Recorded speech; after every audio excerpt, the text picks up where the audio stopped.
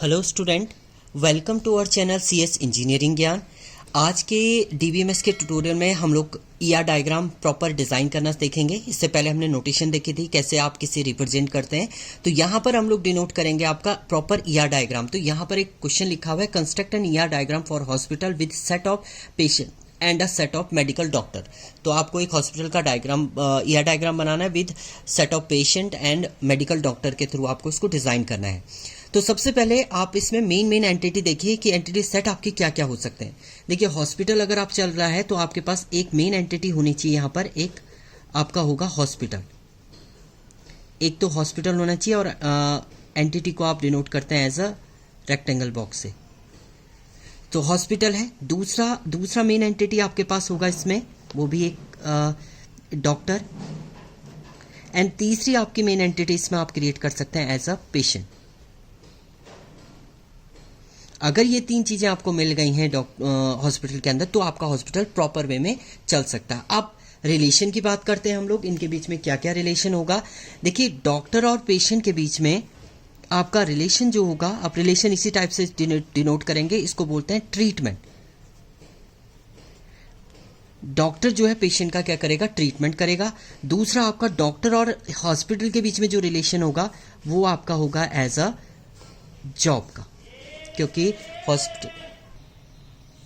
Next जो आपका hospital and doctor के बीच में जो रिलेशन है वो जॉब का है।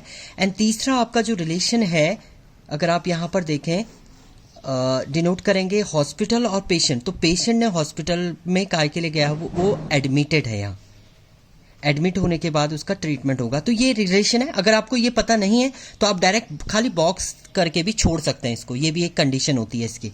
अब आपके इसमें आप प्रॉपर अब एंटिटी इसमें यूज करेंगे। क्या क्या एंटिटी हो सकती है आपके, देखिए, वीक एंटिटी, स्ट्रॉन्ग एंटिटी, हम लोग एट्रीब्यूट इसमें लगाएंगे।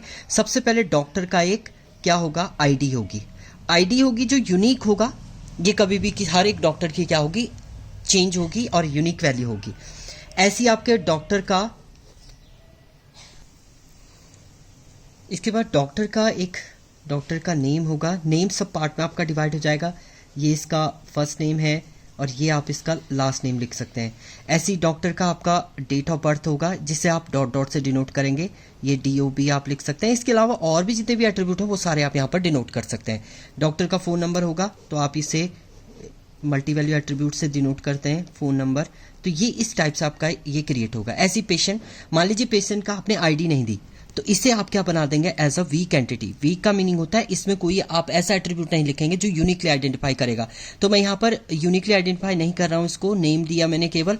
एंड पेशेंट का भी आपका name, first name and last name हो जाएगा। यहाँ पर इलिप्स आप डिनोट करेंगे। पेशेंट का भी आपका क्या है, डेट ऑफ बर्थ है, DOB आपने एंटर कर दिया है।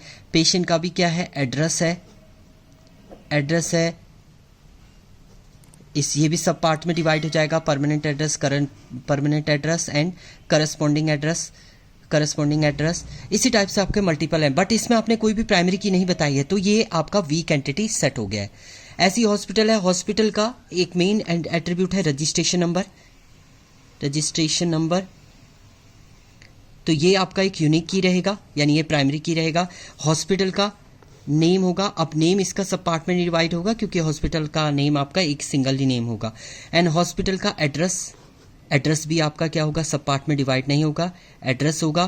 फ़ोन नंबर हो सकते हैं आपके मल्टीपल इसके, तो यहाँ पर आप क्या लिख देंगे, फ़ोन नंबर।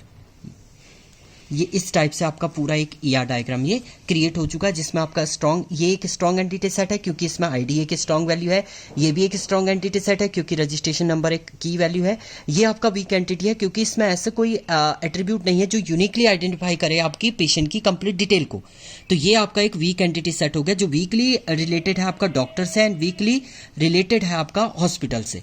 तो ये था ईआर डायग्राम। नेक्स्ट एक क्वेश्चन मैं आपको यहाँ पर दे रहा हूँ कि आपने करके ये मुझे कमेंट पे देना है। Create a ER diagram of our college का आपको ईआर डायग्राम बनाना है या अपने ऑर्गेनाइजेशन का आपका ईआर डायग्राम बना के सेंड करना है। या आप क्रिएट कीजिएगा, अगर कुछ प्रॉब्लम होती है तो कमेंट कीजिएगा, नहीं तो मैं आपको ये इसका डायग्राम भी बना के दिखाऊंगा। Thank you student.